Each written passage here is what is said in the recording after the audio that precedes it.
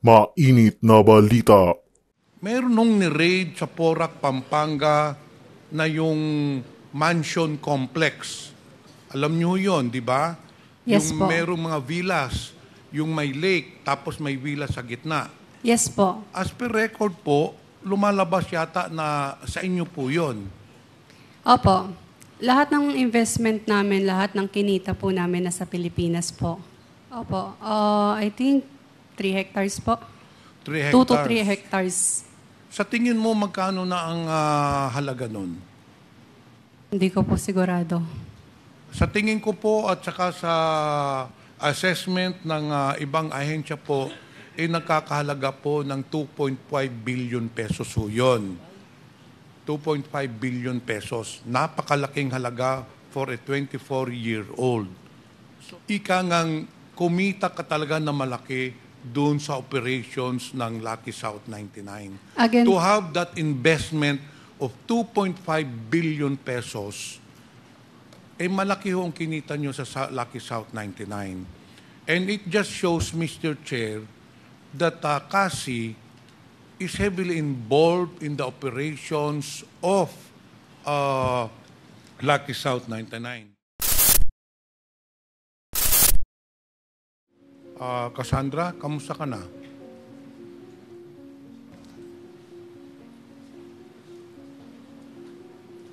okay lang po. Kamusta naman ang lagay mo doon sa detention center? Pinapakain ka naman Opo. 3 beses isang araw. Opo. Nananghali ka na. Yes po. Ngayon, anong tawag siya ng mga kaibigan mo? Anong palayaw mo, nickname mo? Kasi po. Kasi, okay. Kasi ang abogado mo po dito na kasama palagi si Atty. Topacio, hindi po ba? Yes po, pero today po si attorney. Okay. Ang tanong ko lang, paano mo nakilala itong si Atty. Topacio? Hindi ko po siya totally kakilala. Nakita ko lang po siya sa sa social. Sa social media. Yes po. So, Mr. Chair, paano mo na-contact si Atty. Topacio? Kasi pagdating mo dito, naalala mo, tinurn over ka muna sa NBI, hindi ba?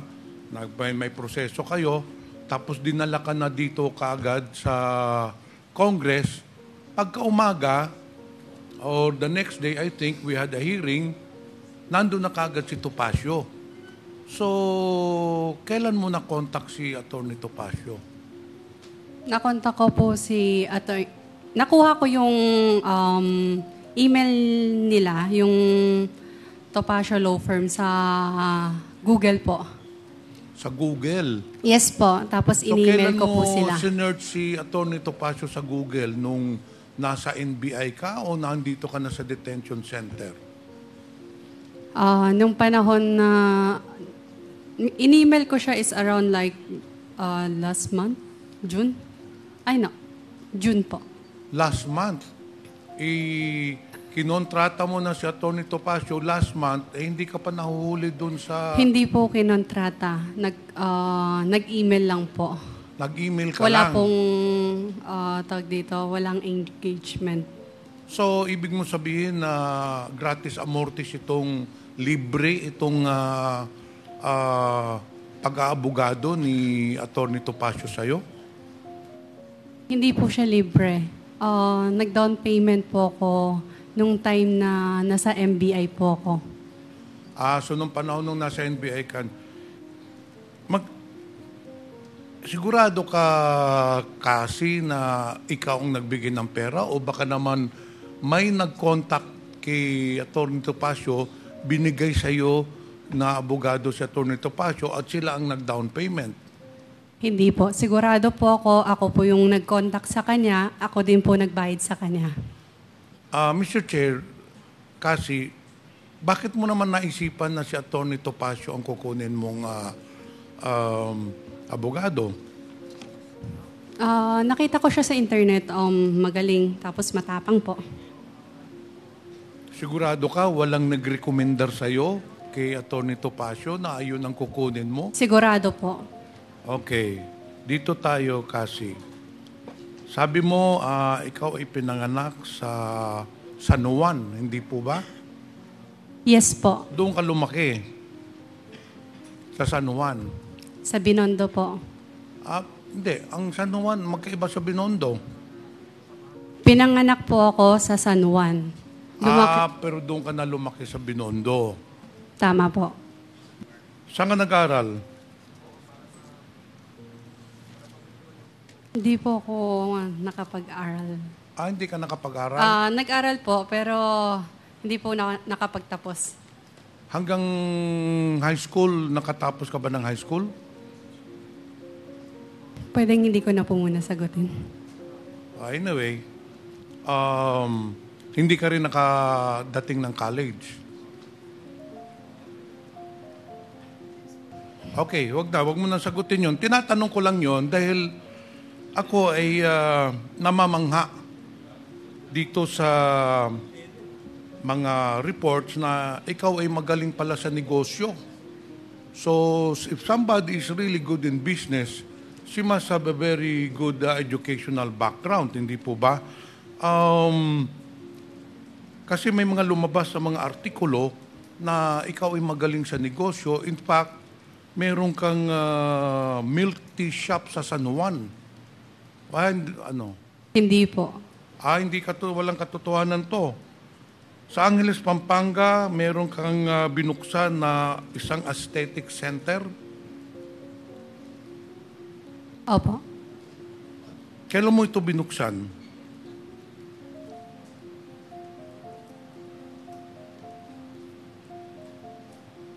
Hindi ko po matandaan yung exact year. Anyway, ito ay wala kang kasosyo, sa'yo lang to. Itong aesthetic center sa Pampanga, Angeles, wala kang kasosyo o may kasosyo ka rito? Pwedeng hindi ko po siya sagutin. Kasi hindi naman po siya related. Walang problema yon. Maraming salamat po. Ibang negosyo.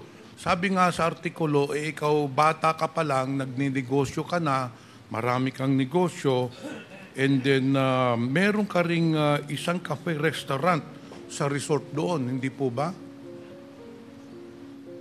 Meron po. Ayun ba ay nag-ooperate pa hanggang ngayon? Yes po. Okay, dito tayo sa pagpasok mo ng Lucky South 99. Kailan ka ba nag-apply doon sa Lucky South 99? Nag-apply po regarding saan po? Nagtrabaho ka sa Lucky South 99, hindi ba? Sa papers po. Okay, paano ka napasok doon? Pwede mong ikwento dito sa komitiba, paano ka napasok sa Lucky South 99? I mean, mananrabaho ka, hindi ba? Hindi naman basta-bastang ikaw ba'y kinuha ng Lucky South 99 o nag-apply ka doon? Nung una po, sa amin po yung Lucky South 99 nung una po. Sa inyo? Opo, sa akin. Sa amin. Sa iyo yung sa Lucky South 99. Nung una po. Nung una po, yes po. But according to Stephanie, nauna po si Stephanie magtrabaho doon sa Lucky South 99 and then nagpa-interview ka doon sa Lucky South 99 at nag-apply ka. May I know po kung kailan po ako nag-apply at sino po nag-interview sa akin? Oo. Opo. Sino ba nag-interview sa iyo? Hindi, pwede kong malaman kung sino po yung tinutukoy na nag-interview sa akin nung panahon. Hindi mo na rin isasagutin. Dito po tayo sa big boss mo. Hindi mo naman ma-explicar dito, hindi mo na ipapaliwanag dito paano ka napasok sa Lucky South 99. Pero as per record, nauna sa iyo si Stephanie, sumunod ka, and then eventually, ito ang nangyari po ay nung nakapasok ka na ng Lucky South 99, naging personal translator ka ng big boss ninyo na si Duan Renew, hindi po ba? Ninong ko po siya. Ninong, Opo. paano mo nakilala si Duan Renyu? Wu. Best friend po siya ng mami ko. Best friend ng mami Yes. mo. Kailan po sila nagka-best friend ng mami mo? Paano po sila nagkakilala ng ni Duan Renyu at ng mami mo? Po? Paano sila nagkakilala?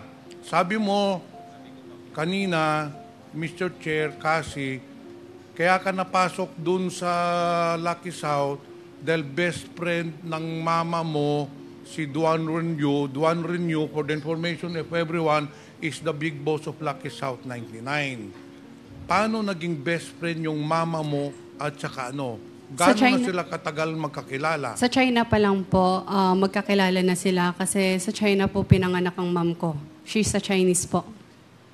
Okay. Yes. So doon nagkakilala ang mama mo sa China. Opo. At Duan Renyu. Yes. Then Isang city eventually, lang po sila. So, ibig mong sabihin, dahil ninong mo siya, ang mama mo ang nagpapasok sa'yo doon kay Duan Renyu? No po. Kinontak po ako ng ninong ko kung pwedeng po akong tumulong sa kanya kasi hindi po siya marunong mag-Tagalog and mag-English po. Okay, correct. So, yun na nga ang unang tanong ko. Balik tayo sa unang tanong na hindi mo siguro nadinig. Ikaw ay naging personal translator na Duan Renyu. Wu pala. Hindi po ba? Pwede din po. Ha? Pwede din po. Hindi pwedeng sagot mo pwede din po. You became the translator, personal translator of the big boss of Lucky South 19, Mr. Duan Renwu. Yes or no? Yes. I think. Hindi naman mahirap sagutin yun. Wala namang masama doon sasagutin that you became a personal translator. Sa pagiging personal translator mo, Mr. Chair, kasi, naging palagi kang kasama ni Mr. Duan Renwu. Hindi po ba? Yes po, nung una.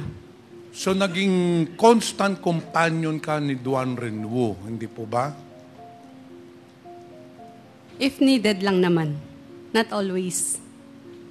Well, according to the testimony of some of the resource person, during the last hearing, wala ka pa, sinabi nila, naging personal translator ka, and because of your job, palagi kang kasama, constant companion. Again po, pag kailangan lang po, tsaka ako sumasama. And in fact, itong sunod ko na tanong,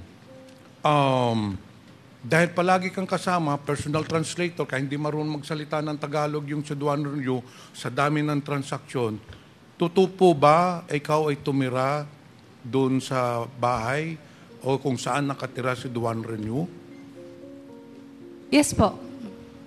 Saan po yun? Saan po yung tinirahan yung bahay na kasama niyo si Duan Renyu? Nung una po, kung saan po yung office.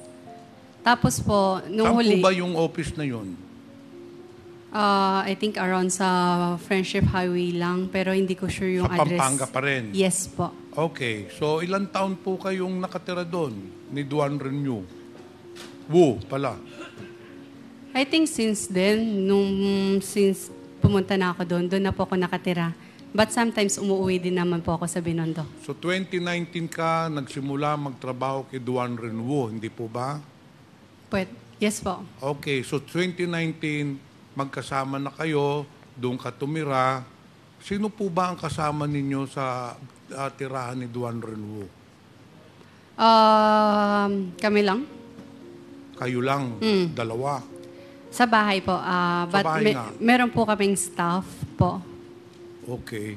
So totoo po talaga na dahil nakatira ka na doon, totoo po talaga pala yung testimonya ng yung dating resource person po dito na palagi kayong magkasama. Iisang bahay po pero hindi po lagi magkasama.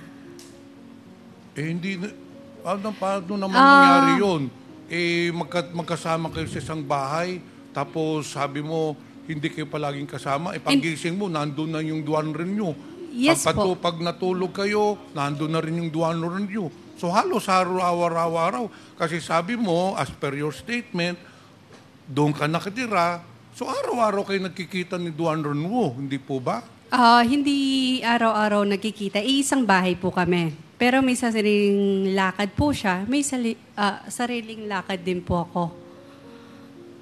So sometimes, hindi po kami nagkikita sa isang bahay. Kahit magkasama po kami sa isang bahay. May tanong po ako, Opo. Mr. Chair. Sana ay wag po kayong magagalit, ano? Yes po. Sana wag mong masamain ito, no? Yes po. Pero hindi natin maalis sa pag-iisip ng mga tao. You're living in one roof. You are a woman. Duan rin you sa man. Ang tanong ko po, wala ba kayong relasyon ni Mr. Duan Renwu? Wala po. Kasi alam mo, na yung mga kasama mo sa trabaho dito, na nakausap namin, nauna po si Stephanie sa inyo, Mascareñas, magtrabaho, hindi po ba? Pero pagdating ho ninyo, you became very close to Duan Renwu. And eventually, si Stephanie Mascareñas, medyo naalis, hindi po ba? Pagpasok nyo, after a few months, nawala na si Stephanie. Hindi po totoo yan. Alam niya po sa sarili niyan. Well, anyway, that's a word of yours against hers, no? But anyway, yun ang tinestify niya dito. Ngayon, pagkawala ni Stephanie, Mascareñas, you started to become powerful dun sa Lucky South 99. Naging confidante ka ni Mr. Duan Renwu to the point na ginawa kang incorporator, to the point na ginawa kang yung mga cheque nilagay na sa mga pangalan mo, to the point na ikaw na po ang nagdidesisyon ng mga lahat ng galaw, lahat ng mga gawain doon sa Lucky South 99, hindi po ba? Correction lang po. Nag-invest din po ako doon. Naglabas po ako ng money for that po. Magkano naman po ang ininvest ninyo doon? Pwedeng hindi ko po sabihin. Medyo, it's private po eh. Pagpalagay po natin, ballpark figure lang, nasa 1 million, nasa 100 million, nasa 500 Pwedeng hindi ko po million. sabihin. So ilang porsyento po kayo doon? Saan po? Which company po? Yung Lucky South 99. Yung Lucky South 99, nung una, maliit lang po. Pero po, again, hindi po ako naging incorporator po ng Lucky South. So anyway, doon sa investment mo, Yes po. paano ho ang, kasi investment yan. Yes. A person invests in a business, ang objective ay para kumita. So I'm sure na almost 5 to 6 years, doon ka sa Lucky South 99, sabi mo nag-invest ka, so gaano ang dividendo ninyo or yung income mo nung doon sa investment mo, ilang beses ka binibigyan sa isang taon? Pwedeng hindi ko muna i-disclose po yan. Well, but we have to Pasensya assume, na po. we have to assume that you were earning a substantial amount because yung operations ng Lucky South 99 ay napakalaki, no? In fact, the assets, everything malaki po. Dito po tayo sa meron nung ni-raid sa Porac, Pampanga na yung mansion complex. Alam niyo yon, di ba? Yes yung po. merong mga villas, yung may lake, tapos may villa sa gitna. Yes po. As per record po, lumalabas yata na sa inyo po yon. Opo. Lahat ng investment namin, lahat ng kinita po namin nasa Pilipinas po. Hindi, tinatanong ko lang. Sige, wala na. Tinatanong ko lang, sa iyo yun, gano'ng kalaki po yun? Opo. I think 3 hectares po. 3 2 to hectares. 3 hectares. Sa tingin mo, magkano na ang halaga nun? Hindi ko po sigurado. Sa tingin ko po at saka sa assessment ng ibang ahensya po, nagkakahalaga po ng 2.5 billion pesos po yun. 2.5 billion pesos. Napakalaking halaga for a 24-year-old. So, yun po ang isang mga katanungan po dito sa komitiba na lumalabas. You have ika ngang kumita ka talaga na malaki doon sa operations ng Lucky South 99. Again, To have that investment of 2.5 billion pesos, malaki ho ang kinita nyo sa Lucky South 99. And it just shows, Mr. Chair, that CASI is heavily involved in the operations of Lucky South 99. The fact that her name appears in the several documents, the fact that she has amassed several billions of pesos of properties just shows that she is really part owner of Lucky South 99. Hindi po ba? wala po akong kinalaman sa operational ng Lucky South 99. Again, nagpapaupa lamang po kami at wala na po. Maliban sa paupa, wala po akong kinalaman sa Lucky South 99 or any POGO or operational ng POGO po. Okay, doon po tayo kasi, Mr. Chair, nagpapaupa lang kayo sa Lucky South 99. Opo. Magkano bang upa ng Lucky South 99? 500 per square meter. Ilang square meters yun?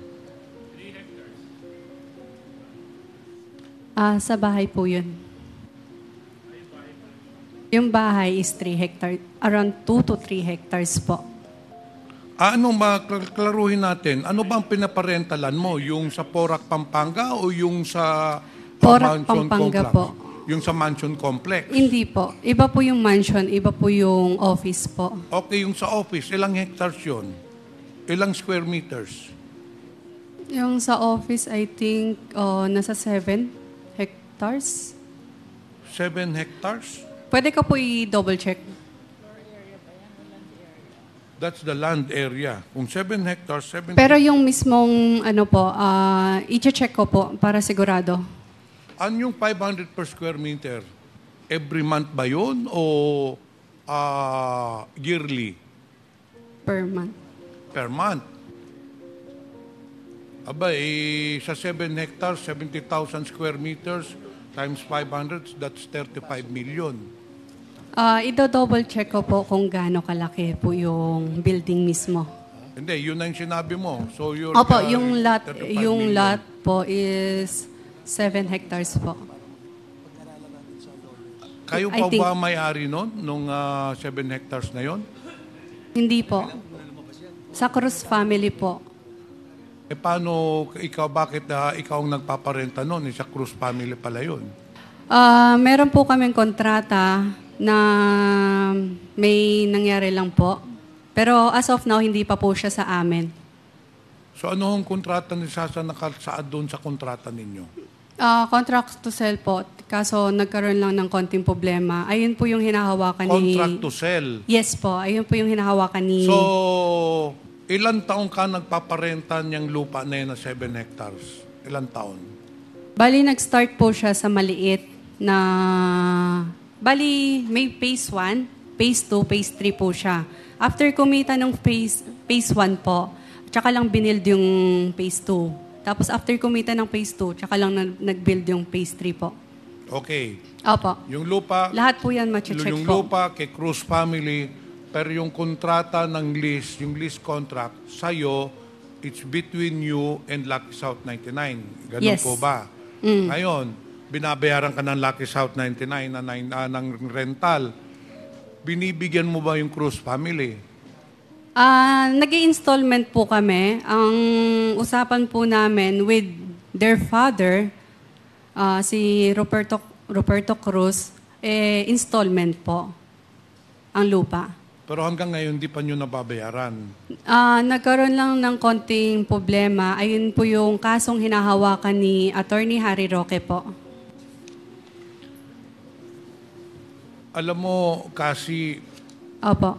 sa tingin ko lang at saka sa isipan ng mga tao dito, hindi po kami naniniwala na hindi ka involved dun sa Lucky South 99. Kasi kung nagpaparenta lang po kayo ng lupa, hindi ka kikita ng bilyon doon. Tatanda ka na lang tatanda, hindi ka kikita ng bilyon.